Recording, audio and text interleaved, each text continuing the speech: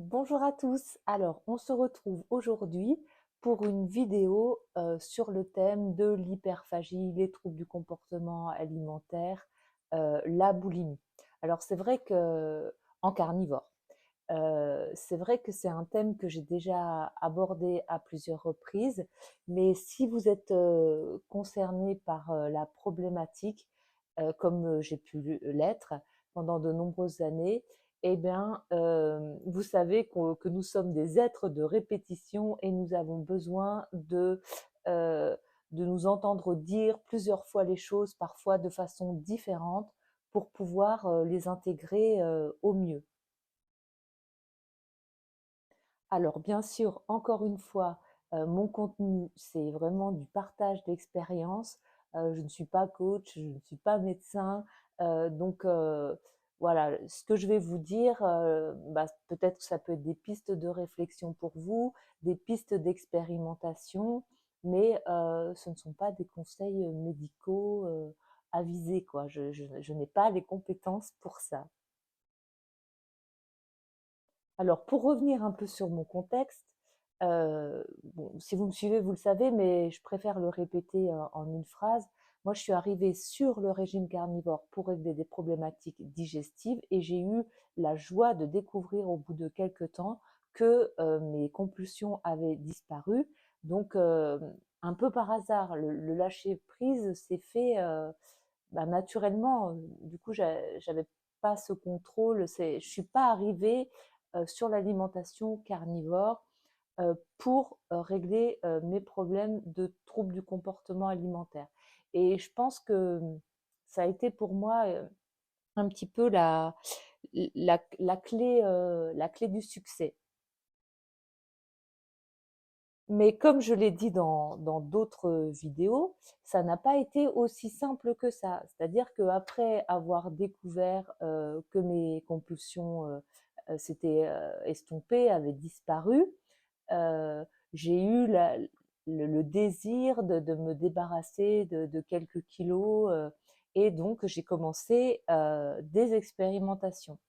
Et là où j'ai pu avoir des compulsions de nouveau alimentaires en carnivore, c'est à des moments où j'ai remis du contrôle et de la restriction dans mon carnivore.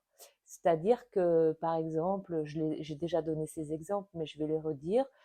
Si j'avais décidé de faire un jeûne intermittent sur 2 repas et que je voulais tenir ça, sans me laisser la liberté et l'ouverture d'esprit, ce que je fais maintenant quand je tente des expériences, de me donner la liberté d'avoir un troisième repas si j'en avais envie, et bien là, pour moi, ça peut générer des compulsions alimentaires parce que je suis en mode foutu pour foutu et je me lâche. Alors que si je m'étais donné la liberté, voilà, tu aimerais faire 2 repas, mais là aujourd'hui tu as envie d'en faire un troisième, c'est ok. Et bien quand je suis dans ce mindset-là, ben c'est ok, je me fais un petit repas, un snack, un vrai repas, mais il n'y a pas de restriction ou de contrôle sur la chose. Autre situation où j'ai pu avoir des compulsions, c'est à des moments donnés où je me suis remise à compter mon grammage de viande, mon grammage de gras. Voilà, je suis toujours quelque part fragile et au bout d'un moment, si j'ai envie de manger plus, je veux que tout soit parfait, donc je me suis pas autorisée à manger plus et du coup, eh bien, au bout d'un moment, je craque entre guillemets et je vais manger trop de fromage, trop de gratons, des choses comme ça jusqu'à être un peu inconfortable et ça pourrait être assimilé à une compulsion. Sauf que aujourd'hui, si ça m'arrivait ou si ça peut m'arriver, je ne me juge pas pour ça, je ne culpabilise pas pour ça. Je me dis de toute façon, voilà, tu as dépassé ta faim, tu es un petit peu inconfortable, mais tu as mis de la bonne nourriture dans ton corps et, euh, et voilà, et c'est ça qui compte. Et c'est ce que je me suis dit que je pouvais vous proposer, surtout pour les personnes qui me disent voilà, soit je suis en cétogène, mais je fais toujours des crises, j'ai peur de faire toujours des crises en carnivore, ou je fais toujours des crises en carnivore. Eh bien, si vous arrivez vraiment avec ce mindset de peur, vous pouvez vous dire ce petit mantra. Bon, ben voilà, dans un premier temps, vous pouvez vous donner une deadline. C'est-à-dire que vous pouvez vous dire, bon, allez, je tente le carnivore pendant 1 mois ou 2 mois, et là, je m'autorise tout. C'est-à-dire, si j'ai envie de manger trop de viande, eh bien, c'est OK. Avec ce petit mantra en tête, ce sera toujours moins pire que ce que je faisais avant, à me gaver de glace, de gâteaux, de chips, ou je ne sais pas quoi, quel aliment un peu addictif. Alors, vous pouvez aussi avoir des compulsions alimentaires en carnivore, surtout au début, si vous ne mangez pas assez. Justement, si vous arrivez avec ce mindset de contrôle. Ce qui m'a donné aussi l'idée de cette vidéo, c'est qu'au dernier Zoom de Jean-Christophe Ordonneau sur le groupe Facebook Carnivore France, vous pouvez écouter le replay. Sophie a abordé le sujet justement des personnes qui arrivent sur le carnivore euh, pour justement vaincre leurs troubles du comportement alimentaire et qui se retrouvent en échec. Donc, euh, donc là, effectivement, ça peut être intéressant de, de complémenter le carnivore, c'est-à-dire vous mangez carnivore et vous avez toujours des compulsions, et bien là, peut-être c'est opportun de, de choisir de travailler d'autres aspects de sa vie, sa personnalité, comme je vous l'ai déjà dit dans d'autres contenus. Moi-même, j'ai suivi la thérapie de Catherine Hervé. Donc, je vous remettrai cette fois, parce qu'au début de mes vidéos, je ne le faisais pas, je ne savais pas trop le faire. Je vous remettrai le lien vers ces contenus. Donc, Catherine Hervé, c'est une thérapie basée sur le groupe de parole. Et donc, c'est une thérapie quand même qui engage sur 18 mois et qui est payante. Mais elle propose beaucoup de contenu gratuit et elle a écrit 2 bouquins. Le premier, c'est Les toxicos de la bouffe, et le deuxième, c'est Petit guide de survie pour les personnes boulimiques et leurs proches. Et donc, vous avez des heures de contenu à visionner, même si vous ne voulez pas vous engager financièrement. Et ça pourra toujours semer une petite graine dans votre esprit et transformer. En fait, l'idée, c'est de transformer sa communication aux autres pour être authentique et avoir trouvé sa place au monde, avoir une meilleure relation aux autres, et, euh, et ainsi faire disparaître le symptôme qui se manifeste par les troubles du comportement alimentaire. Je voulais ajouter aussi, parce que je ne l'ai pas dit au début, j'ai choisi ce titre Carnivore, je suis toujours boulimique, parce que je me suis rendu compte que ce genre de titre, quand je marque du style carnivore, une pause s'impose, ou j'arrête le carnivore, bah, j'ai un peu plus de visibilité. Et, euh, et là, voilà, je voulais vraiment ajouter que non, on n'est pas boulimique, non, on n'est pas anorexique, non, on n'est pas hyperphagique.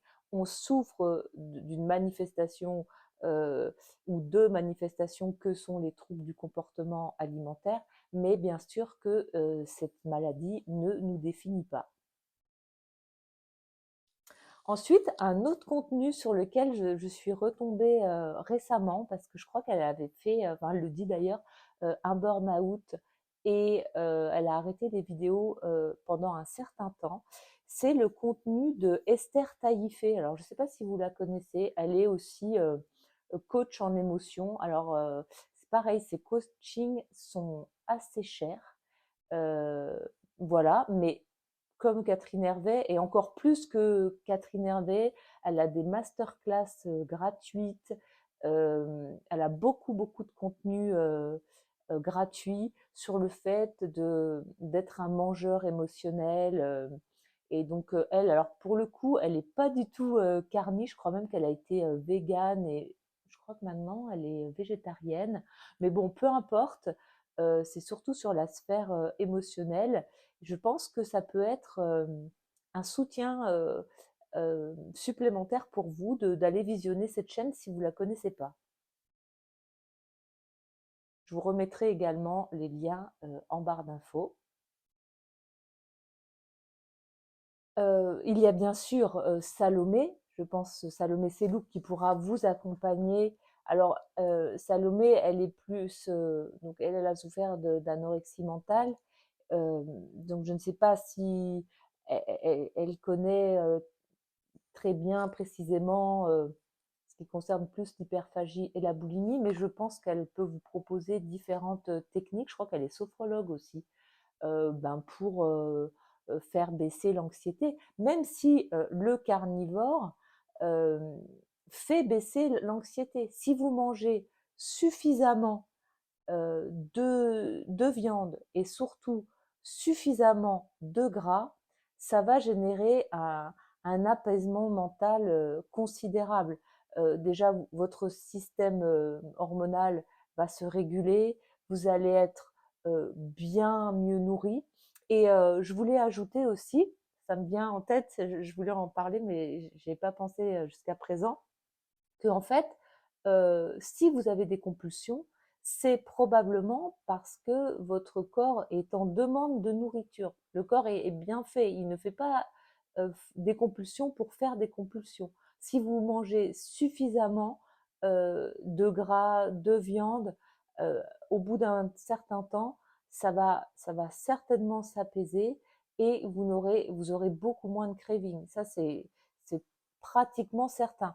Encore une fois, je ne suis pas médecin, donc il se peut que ça ne suffise pas. C'est pour ça que je vous propose aussi d'aller investiguer vers d'autres contenus. Donc évidemment, si vous voulez vraiment consulter un médecin, il y a toujours la chaîne Sequoia Santé, vous pouvez consulter Boris Dufournet. Après, je ne sais pas du tout, pour l'instant, j'ai jamais rien entendu dans son contenu au sujet de la boulimie, l'hyperphagie, mais pourquoi pas, hein, et peut-être qu'il peut être sensibilisé et qu'il n'en a encore jamais parlé. Ça, je n'en sais rien. Et par hasard, également, en échangeant avec Sophie Riboulet, qui est sur le groupe Carnivore France, et donc qui est elle-même en carnivore depuis au moins une année, je crois.